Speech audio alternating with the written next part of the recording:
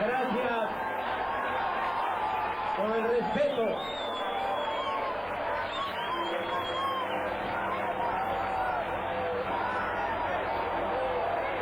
Amigas y amigos,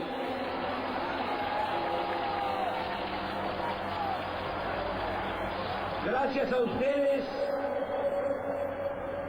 a sus profundas convicciones y a su perseverancia, nos congregamos de nuevo en el Zócalo para dar continuidad a nuestro movimiento. No podríamos dejar de mencionar el esfuerzo que hacen muchos de ustedes, el sacrificio para estar presentes en esta Asamblea Nacional. Hay quienes vienen desde muy lejos, que salieron de sus casas desde el viernes por la noche. Y todos, mujeres y hombres, jóvenes y ancianos, respetables, familias completas, acuden a nuestro llamado por su propia voluntad. Gracias, muchas gracias, de todo corazón.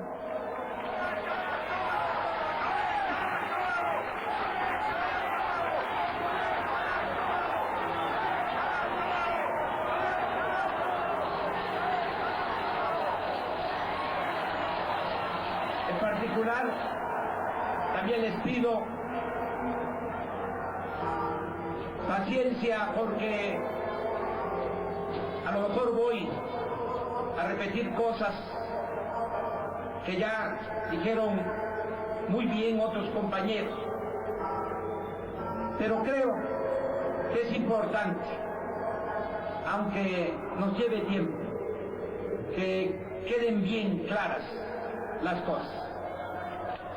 Mi reconocimiento a los dirigentes del Frente Amplio Progresista, a todas y todos los brigadistas, a los miembros de las organizaciones sociales y ciudadanas. En particular, quiero agradecer el apoyo de Alberto Anaya, dirigente del PT, de Luis Maldonado, dirigente de Convergencia,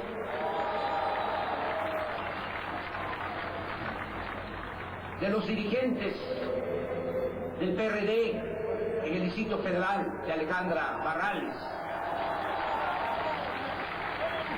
de muchos otros, y también de Alejandro Encinas.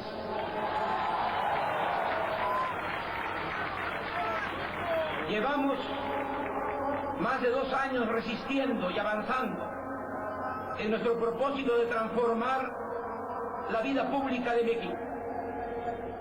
Y poco a poco se ha ido reafirmando la importancia de nuestra lucha. Actualmente, los que nunca dejaron de creer en nuestro proyecto están más convencidos, y los que dudaban han empezado a despertar, a reflexionar con más disposición de entender lo que realmente está sucediendo.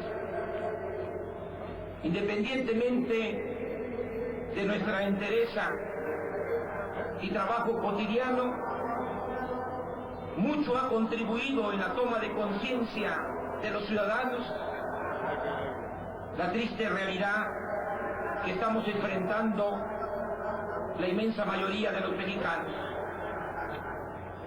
Hoy se padece por el desempleo, la carestía, la pobreza, la inseguridad y la violencia, pero sobre todo existe incertidumbre y empieza a manifestarse la angustia y la frustración, y todo ello en un ambiente de inestabilidad, de insensibilidad, de indolencia, de incapacidad y de cinismo de las autoridades.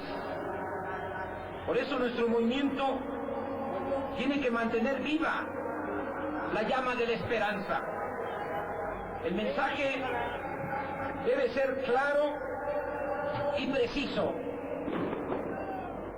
Tenemos que decir a los cuatro vientos que sí podemos, con la participación de todos, encontrar salidas, que sí podemos, con soluciones colectivas, remontar este periodo decadente, que sí podemos devolver la confianza y la felicidad que merece nuestro pueblo, que sí podemos salvar a México. Nuestro optimismo no es recurso retórico, ni buenos deseos.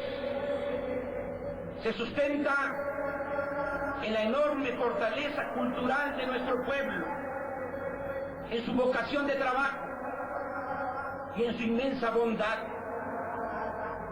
También nuestro optimismo se basa en el gran potencial de los recursos naturales del país.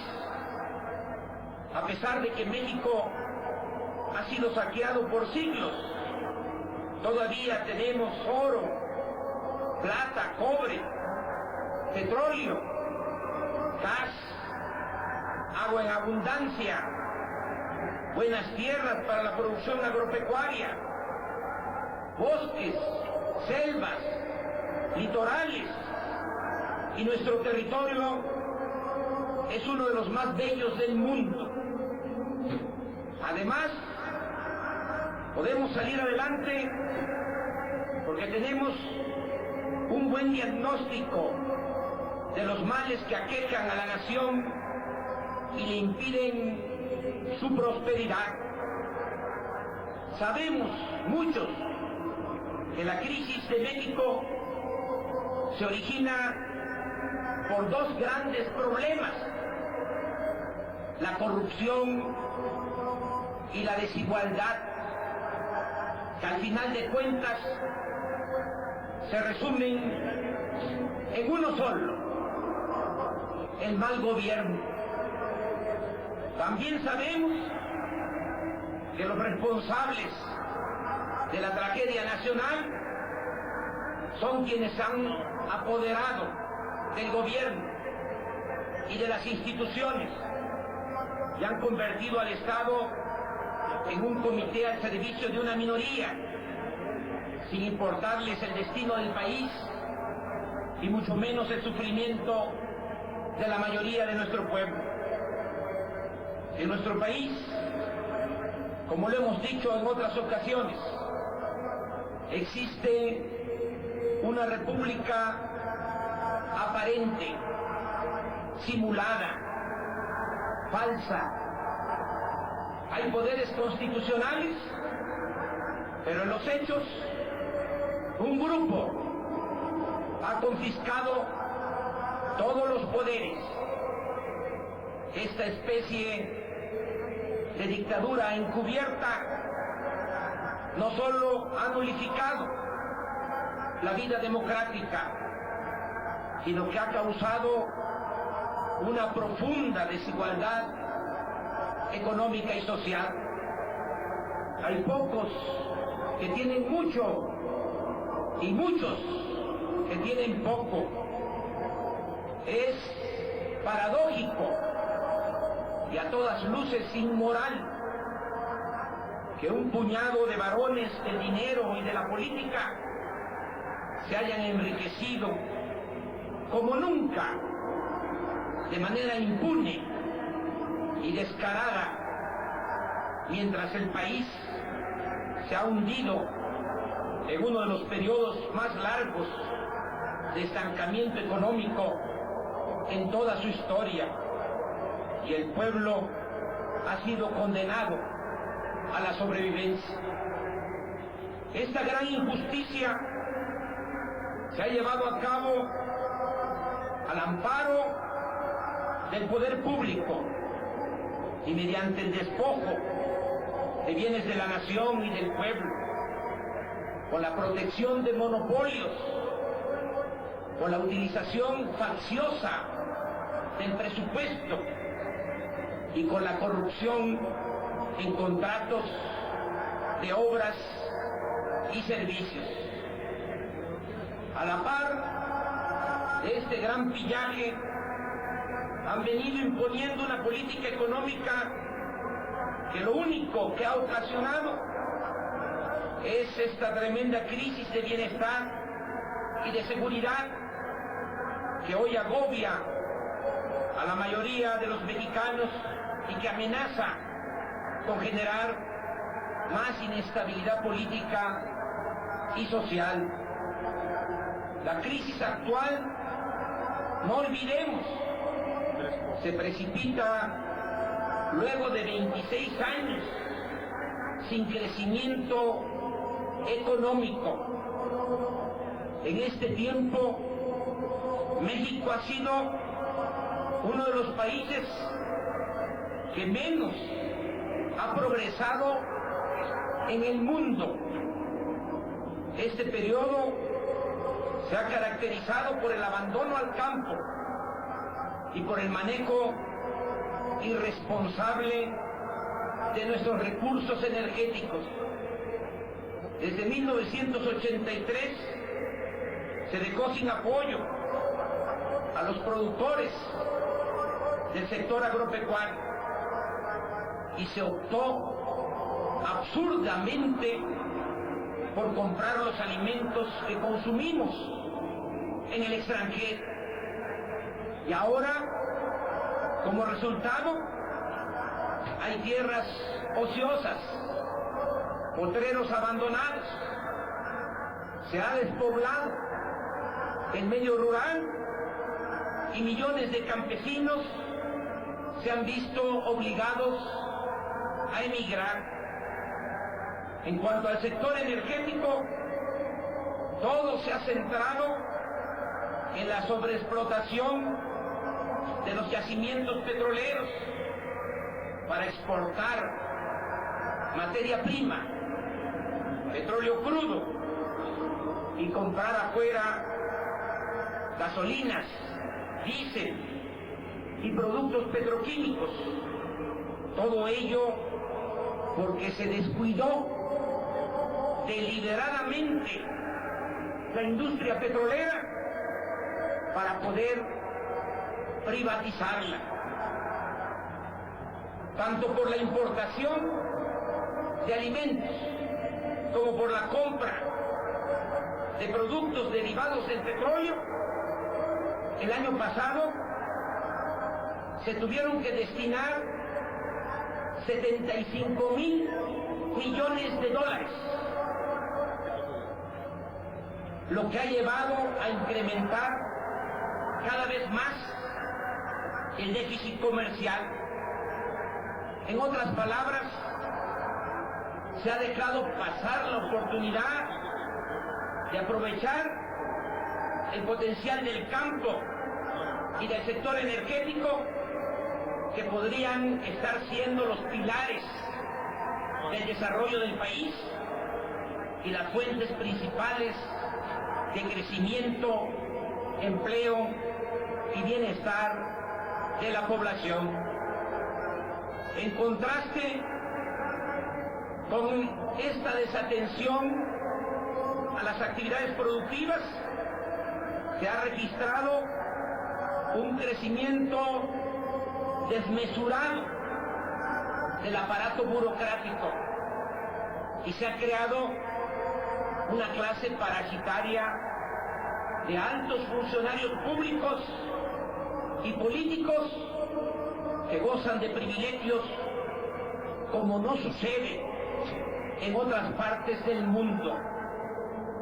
Durante los dos gobiernos panistas, el gasto corriente aumentó en 72%, y en los 2 años del actual gobierno usurpador ha crecido en 400,000 millones de pesos. A pesar de la crisis que está golpeando a la mayoría de los mexicanos, los altos funcionarios públicos están ganando hasta 600,000 pesos mensuales. Tienen atención médica privada, fondo de ahorro especial y gozan de muchos otros privilegios. Ahora bien, conviene preguntarnos si no ha habido crecimiento económico, si existe una profunda desigualdad social y se padece de una dictadura encubierta. ¿Cómo es entonces que no ha habido un estallido social? La respuesta tiene que ver con la nobleza y la vocación pacifista de nuestro pueblo y con el papel de válvulas de escape que han jugado la economía informal y el fenómeno migratorio. Esto último ha sido determinante. Imaginemos qué hubiese pasado si no salieran del país alrededor de 600,000 mexicanos cada año a buscarse la vida heroicamente al otro lado de la frontera. Aún cuando no se ha desbordado el descontento, la manifestación más inequívoca del fracaso, del rotundo fracaso de la actual política económica es sin duda el crecimiento tan preocupante de la inseguridad y de la violencia. El flagelo de la delincuencia es producto de la falta de crecimiento económico, de oportunidades de empleo y de bienestar. Es el fruto podrido de esas políticas antipopulares que se han venido imponiendo a lo largo de 26 años. Es el resultado de haber dejado sin apoyo a los jóvenes, que se les han cerrado las puertas, que no tienen posibilidad ni de trabajo ni de estudio. Y como es obvio, este problema no se va a resolver con policías y soldados, con cárceles, con amenazas de mano dura, con penas más largas, con leyes más severas, sino a partir de un cambio profundo en todos los órdenes de la vida pública de México. Sin embargo, este cambio no vendrá de la actual clase gobernante. No hay indicios que quieran rectificar. Siguen empecinados en el lucro, en el discurso de la mentira y en el desdén, pensando que con el control que ejercen de los medios de comunicación, en particular de la televisión, van a seguir imponiéndose. Por eso, todo apunta, desgraciadamente, que la situación económica, social, política de nuestro país va a empeorar. La crisis de Estados Unidos nos va a afectar más de la cuenta por la debilidad de nuestra economía. En pocos meses el peso se devaluó en 40%. Este año el crecimiento estará por abajo de cero. Ya hay, lamentablemente, despidos masivos de trabajadores y el desempleo crece de manera alarmante. Y ante esta situación, el gobierno usurpador, repito, no tiene voluntad ni capacidad para enfrentar este desafío. Calderón está atrapado en la red de complicidades y componendas que se tejió desde el fraude electoral. Está atado de pies y manos. Además, es muy inepto. Primero habló de que no nos preocupáramos, que si en Estados Unidos les daba una pulmonía, nosotros nada más nos iba a dar gripe. Y ahora que los efectos de la crisis son innegables y obligado en mucho por nuestro movimiento, sale a decir que pondrá en marcha un plan anticrisis claramente insuficiente, de medidas que son un refrito de propuestas anteriores que nunca ha cumplido. No fue ni siquiera capaz de anunciar que reduciría el gasto burocrático, que bajaría los precios de la gasolina y del diésel, o que quitaría el impuesto predial, el impuesto empresarial de tasa única, el IET. Algo que siquiera mostrara un poco de voluntad del gobierno por compartir con la sociedad el sacrificio ante la crisis. Por eso tenemos que seguir presionando al gobierno usurpador para obligarlo a utilizar los instrumentos del Estado y proteger al pueblo. Tengamos presente que si no se hace nada, no solo habrá más pobreza, sino también más inseguridad y más violencia. En el terreno de la acción, nuestro movimiento debe seguir exigiendo el cambio en la política económica, que ya demostró su fracaso. Hay que cambiar de modelo. No se puede poner vino nuevo en botellas viejas. Hay que cambiar la política económica. Debemos insistir una y otra vez hasta lograr que se apoye a los productores del campo y se alcance la autosuficiencia alimentaria.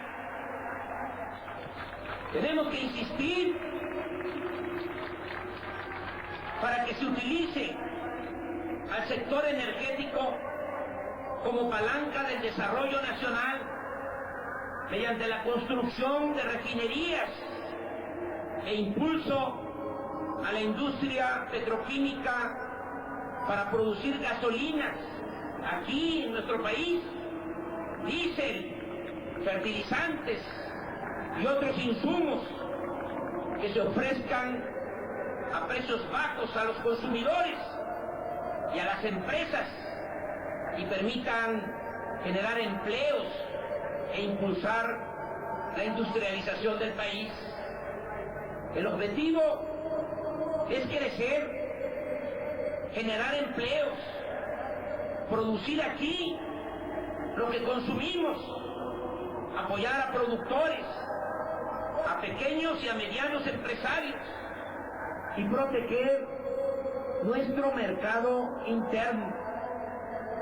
Debemos seguir demandando que baje el gasto corriente y se supriman todas las partidas destinadas a mantener los privilegios de los altos funcionarios públicos. Le cuesta mucho al pueblo mantener al gobierno. No puede haber, nunca y menos en épocas de crisis, un gobierno rico con un pueblo pobre. Es indispensable la aplicación de un plan de austeridad para ahorrar y destinar fondos al desarrollo. De manera concreta, como aquí se ha anunciado, tenemos que aplicar acciones de resistencia civil pacífica para lograr que baje el precio de las gasolinas, el diésel, el gas y la electricidad. Tenemos que luchar para que se elimine el IETU y ese otro impuesto injusto y absurdo de que por depositar 25,000 pesos en efectivo en el banco cobran 500 pesos. El antecedente de este impuesto se encuentra en la época de aquel dictador Antonio López de Santana, que fue 11 veces presidente de México y que por su culpa perdimos más de la mitad de nuestro territorio. En ese entonces estableció un impuesto para cobrar por el número de ventanas que tenían las casas y hasta por los perros que tenía la gente. Ese es el antecedente de este impuesto al dinero en efectivo que se deposita en los bancos, porque no es ni siquiera un impuesto a la utilidad, a la ganancia. Tenemos también que proteger, defender los fondos de pensiones de los trabajadores, que ya se han venido perdiendo. Primero, en octubre, en el informe oficial, se hablaba de más de 53,000 millones de pesos. Ahora ya están maquillando las cifras y ya nada más hablan de 30,000 millones de pesos. Pero tenemos nosotros la obligación de exigir que el gobierno proteja los fondos de pensiones de los trabajadores, porque es lo que va a garantizar un retiro digno a los trabajadores de hoy, para que cuando lleguen a una edad madura puedan vivir el último tramo de su existencia con un poco de tranquilidad, que no se sigan perdiendo esos fondos de retiro. También tenemos que actuar para que se garantice cuando menos el derecho a la salud y a la alimentación del pueblo. Alimentación y salud como derechos humanos fundamentales. En este sentido, reconocemos la decisión del jefe de gobierno, Marcelo Ebrard, de establecer 300 comedores populares para que no haya hambre en la Ciudad de México. También fue importante el que se resolviera ampliar el programa de atención médica y medicamentos gratuitos a todos los habitantes del Distrito Federal. Este modelo de atención mínima a estos derechos fundamentales del ser humano lo tenemos que reproducir en todos los gobiernos estatales y municipales surgidos del movimiento de izquierda nacional. Y este ejemplo, extenderlo a todo el país, como ha sucedido con la pensión alimentaria para los adultos mayores. Del mismo modo, tenemos que promover la instalación de las casas del movimiento en defensa de la economía popular. Se trata, como aquí se ha dicho, de que haya oficinas donde la gente pueda acudir y ser atendida ante cobros indebidos en recibos de luz, predial, agua, tarjetas de crédito, hipotecas o cualquier otro abuso de autoridad o de prestadores de servicios. En estas casas del movimiento no solo se brindará información y asesoría, sino que se auspiciará la organización y habrá movilizaciones en la búsqueda de soluciones colectivas. Por cierto, hemos recibido quejas de muchos ciudadanos que son hostigados por teléfono a horas inapropiadas para exigirles el pago de supuestas deudas a bancos o a empresas comerciales.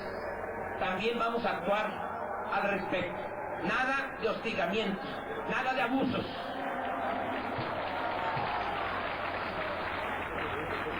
Para llevar a la práctica todo este plan en defensa de la economía popular, debemos trabajar todos juntos para cumplir la estrategia que aquí ha sido propuesta por la Coordinadora Nacional de nuestro movimiento.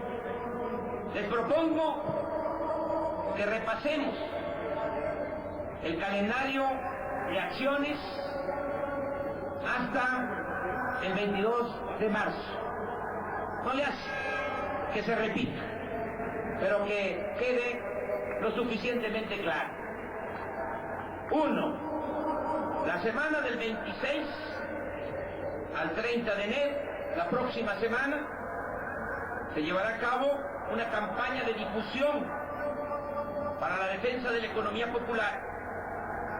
Para ello se hicieron 28,000 videos y 200,000 historietas, que no son suficientes desde luego, pero que tenemos que reproducir, como aquí se ha informado.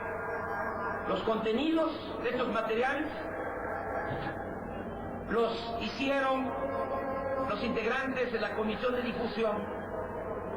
Les pedimos que se repartan estos materiales, que se reproduzcan, que se entreguen casa por casa. 2. El martes 3 de febrero a las 5 de la tarde llevaremos a cabo un mitin en las oficinas de la Secretaría de Hacienda, ubicadas en la Avenida Hidalgo, frente a la Alameda Central, para exigir un cambio de rumbo en la política económica y demandar que bajen los precios de la gasolina, el diésel, la luz, el gas, que se derogue el IEP y se protejan los fondos de pensiones de los trabajadores. 3. El miércoles 17 de febrero, a las 5 de la tarde, se realizarán asambleas del movimiento frente a las oficinas de Luz y Fuerza del Centro y de la Comisión Federal de Electricidad, tanto en el Distrito Federal como en todos los estados del país, para protestar por los cobros excesivos en los recibos de luz. 4. En el transcurso del mes de febrero se abrirán las casas del movimiento en los 31 estados y en las 16 delegaciones del Distrito Federal. 5. El martes 3 de marzo a las 5 de la tarde se llevará a cabo un mitin frente a las oficinas de la Asociación Mexicana de Bancos, ubicada en 16 de septiembre, aquí cerca, 16 de septiembre, número 27, para protestar por las altas tasas de interés en las tarjetas de crédito, cobros indebidos y analizar la situación de las carteras vencidas. 6. El miércoles 18 de marzo a las 5 de la tarde se celebrará una reunión de evaluación sobre la defensa del petróleo, en el monumento al general Lázaro Cárdenas, ubicado en el eje central. Debo informar a ustedes que las comisiones que se crearon para la defensa del petróleo, para darle continuidad a esa lucha, han seguido trabajando, vigilando, denunciando la corrupción en Pemex e interponiendo recursos legales. 7. El domingo 22 de marzo a las 10 de la mañana se llevará a cabo en el hemiciclo a Juárez la Asamblea Nacional de Evaluación de las Acciones en Defensa de la Economía Popular. Pero yo quiero consultar a ustedes. Es el domingo 22 de marzo a las 10 de la mañana y se está proponiendo porque no queremos que haya desgastes, implica mucho sacrificio, mucho esfuerzo el estar aquí en el Zócalo, por eso se propone en el hemiciclo a Juárez. Pero ¿cómo ven? ¿Lo hacemos en el hemiciclo o lo hacemos aquí en el Zócalo?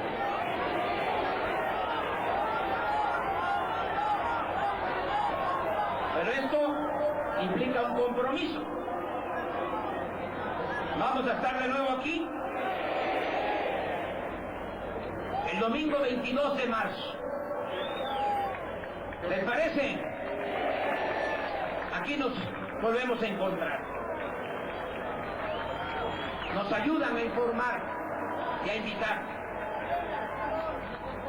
Amigas y amigos, defender la libertad humana y practicar en todo momento la verdadera solidaridad debe ser siempre el distintivo de nuestro movimiento.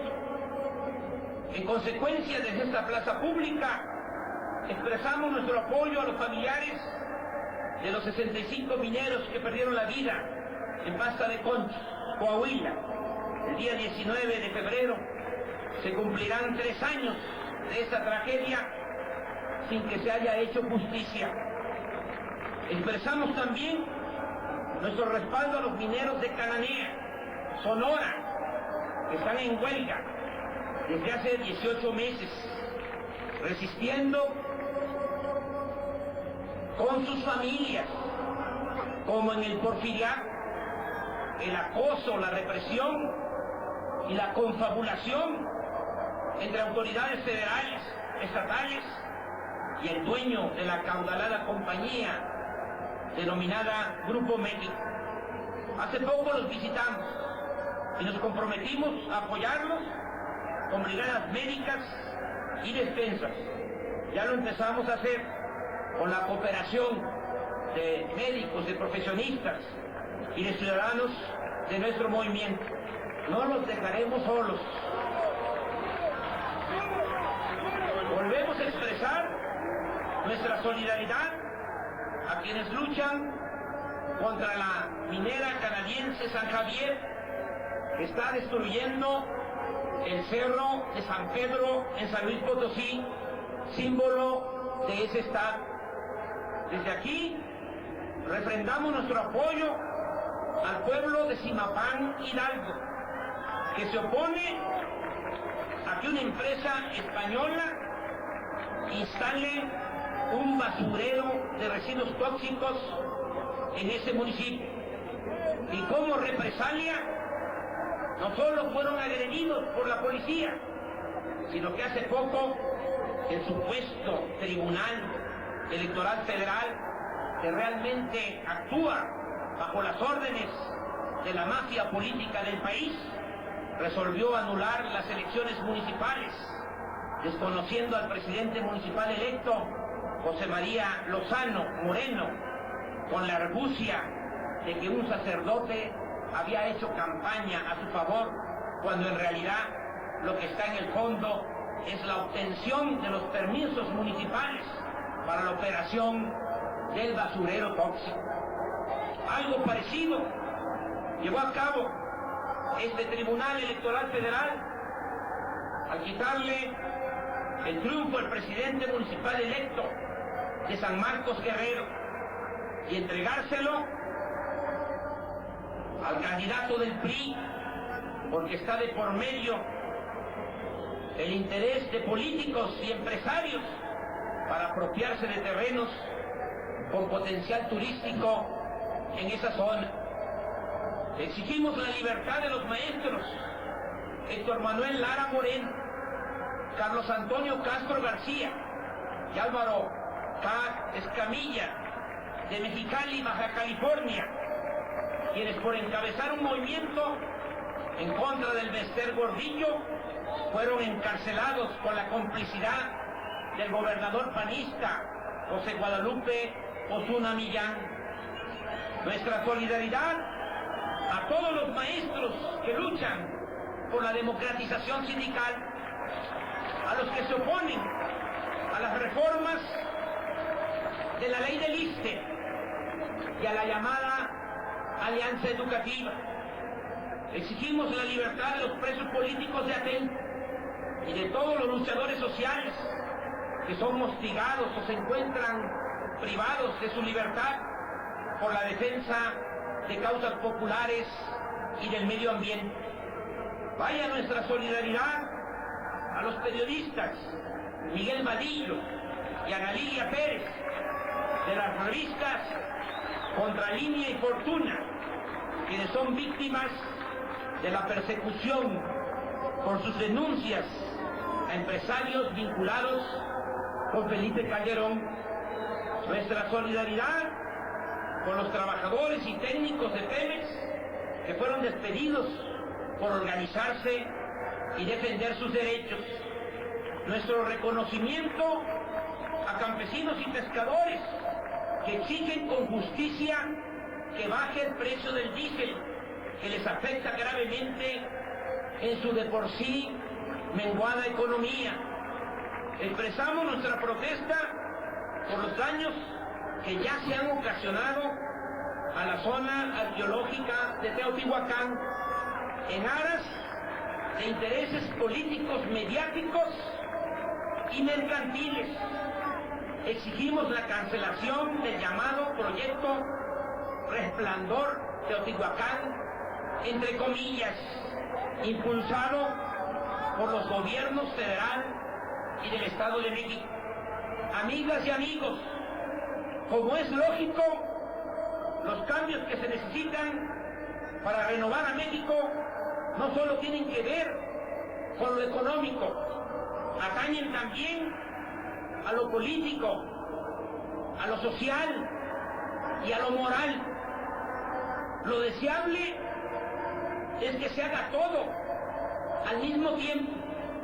Por eso hablamos de una transformación de la vida pública que implica una nueva economía en comunión con la naturaleza, orientada a la producción y al trabajo.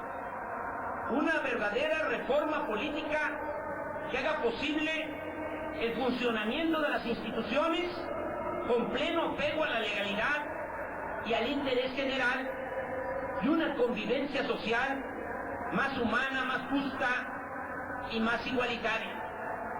Y todo ello debe ir acompañado del fortalecimiento de nuestros valores individuales y colectivos. Nada se logrará, que se escuche bien, si continúa avanzando la falsa creencia de que solo vale el que tiene y que se puede triunfar, entre comillas, sin escrúpulos morales de ninguna índole. Por eso es indispensable crear una nueva corriente de pensamiento que se sustente en la cultura, en la nobleza y en la generosidad de nuestro pueblo, y que introduzca y refuerce en la sociedad elementos como la tolerancia y el respeto a la diversidad. En pocas palabras, tenemos que enaltecer la honestidad y la congruencia en el quehacer público, de modo que no es poca cosa lo que nos hemos propuesto. A muchos les podrá parecer una utopía, pero nada que verdaderamente valga la pena se puede realizar en la vida sin ideales, sin sueños. Cuando pensemos que no se puede, recordemos que Hidalgo enseñó que el pueblo que quiere ser libre lo será, que el poder de los reyes es demasiado débil cuando gobiernan contra la voluntad de los pueblos. Y cuando no tengamos lo suficientemente claro del por qué estamos en esta lucha, que hay algunos que a veces se preguntan ¿y qué nos proponemos? ¿Y qué buscamos? Nada más no olvidemos las palabras de Morelos cuando les dijo a sus allegados: quiero que hagamos la declaración de que no hay otra nobleza que la de la virtud, el saber, el patriotismo y la caridad, que todos somos iguales, pues del mismo origen procedemos, que no haya privilegios ni abolentos, que todo el que se queje con justicia tenga un tribunal que lo escuche, lo ampare y lo defienda contra el fuerte y el arbitrario, que como la buena ley es superior a todo hombre, las que dicte nuestro Congreso deben ser tales a que obliguen a constancia y patriotismo, moderen la opulencia y la indigencia, y de tal suerte se aumente el jornal del pobre, que mejore sus costumbres, alejando la ignorancia, la rapiña y el hurto, que se eduque a los hijos del labrador y del barretero, como a los del más rico hacendado y dueño de minas. Y cuando, compañeras y compañeros, amigas y amigos, necesitemos fortalecer nuestras convicciones, emulemos a Juárez cuando decía que el enemigo nos venza o nos robe, si tal es nuestro destino. Pero nosotros no debemos legalizar un atentado entregándole voluntariamente lo que nos exige por la fuerza. Y cuando nos falte idealismo, pensemos en ese extraordinario luchador social, Ricardo Flores Magón, que decía: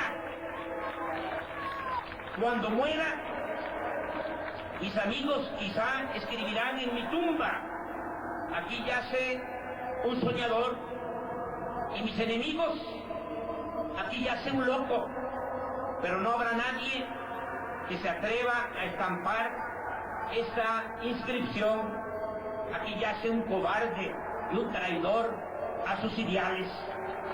Amigas y amigos,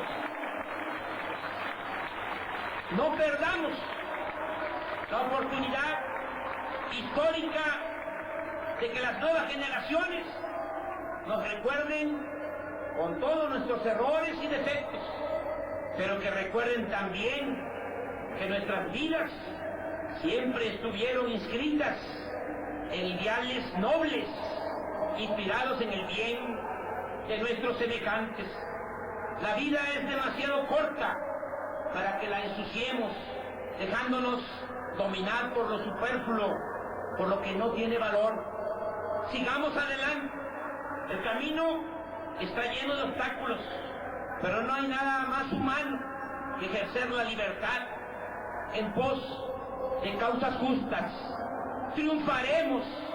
¡Viva el movimiento en defensa de la economía popular! ¡Viva la transformación nacional! ¡Viva el pueblo! ¡Viva México! ¡Viva México! ¡Viva México!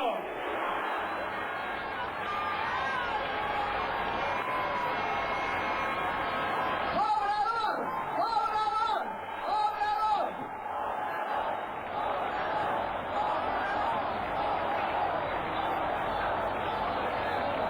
Ciudadanos la compañera Denise Guillén.